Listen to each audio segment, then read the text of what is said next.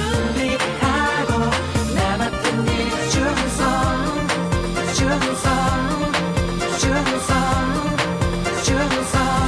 Your kingdom come มื้อหนึ่งเปโตรกับโยฮันกำลังไปพระวิหารเพื่ออธิษฐานทั้งสองคนก็เห็นคนนั่งอยู่หน้าประตูพระวิหารคนนั้นเป็นคนเปี้ยซึ่งบ่เคยย่างได้จักเทื่อตั้งแต่เกิดเขาขอทานจากคนทั้งหลายที่เข้าไปในพระวิหารพอเปโตรกับโยฮันเข้าใกล้แล้วคนเปี้ยก็แบมือขอทานสวยเด้อแต่เปโตรกับโยฮันบ่มีเงินจงเบิ่งเฮาเถิดคนเปี้ยนั้นก็จ้องเบิ่งโยฮันตอนนั้นเปโตรบอกว่าเงินและคำเฮาบ่มีแต่สิ่งที่เฮามีนั่นเฮาจะให้เจ้าคนเปี้ยคนนั้นยื่นมือออกมาโดยคาดหวังว่าเขาจะได้รับหยังจากเปโตรบอกกับคนเปี้ยนั้นว่าในพระนามของพระเยซูคริสต์จงลุกขึ้นย่างเถิดเปโตรจับมือขวาของเขาแน่นและคอยจูงเขาให้ลุกขึ้นในทันใดนั้นตีนและข้อตีนของคนเปี้ยนั้นก็มีกำลังขึ้นจึงได้หีบลุกยืนขึ้นคนเปี้ยดีใจหลายจนเฮ็ดหยังบ่ถูกเขาจึงตามเปโตรและโยฮันเข้าไปในพระวิหารขณะนั้นเขาย่างและ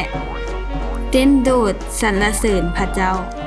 ผู้คนหลวงหลายที่มาอธิษฐานในพระวิหารเห็นเรื่องนี้แล้วมารวมตัวกันนั่นแม่นคนเปี้ยที่นั่งขอทานอยู่ที่ประตูพระวิหารบ่แม่นบ่แม่นแล้วนั่นแม่นลาวเกิดหยังขึ้นผู้คนต่างตกใจและเว้ากระซิบคนเปี้ยนั้นตามมาด้านหลังเปโตรกับโยฮันและห้องขึ้นว่า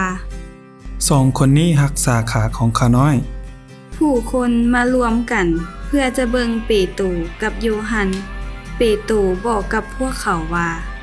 เจ้าทั้งหลายเอ๋ยเฮาบ่ได้รักษาคนเปี้ยเฮาก็เป็นคนธรรมดาคืออย่างพวกเจ้าแต่พระเยซูพระบุตรของพระเจ้าเป็นผู้รักษาให้หายเปโตรสั่งสอนผู้คนว่าให้กลับใจใหม่และเชื่อไว้วางใจพระเจ้าเวลานั้นพวกปโลหิตและคนที่เฮ็ดเวียกในพระวิหารใจห้ายหลายที่สาวกของพระเยซูกำลังเว้าเรื่องพระเยซูแก่ประชาชนพวกเขาบ่ต้องการให้มีคนมาเว้าถึงเรื่องที่พระเยซูสิ้นพระชนม์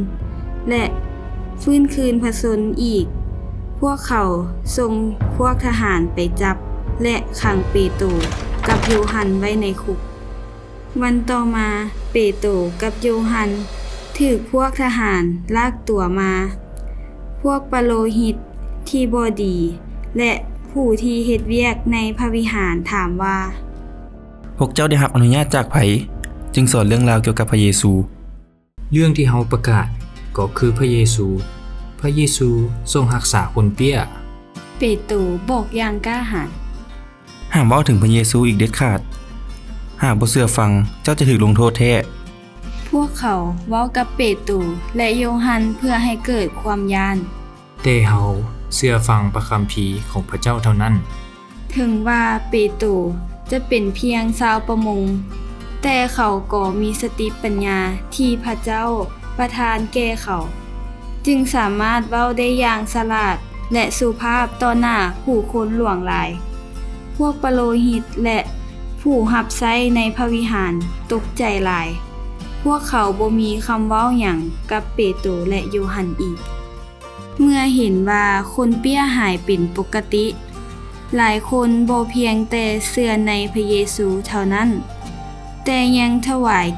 พระเกียรติแด่พระเจ้าด้วย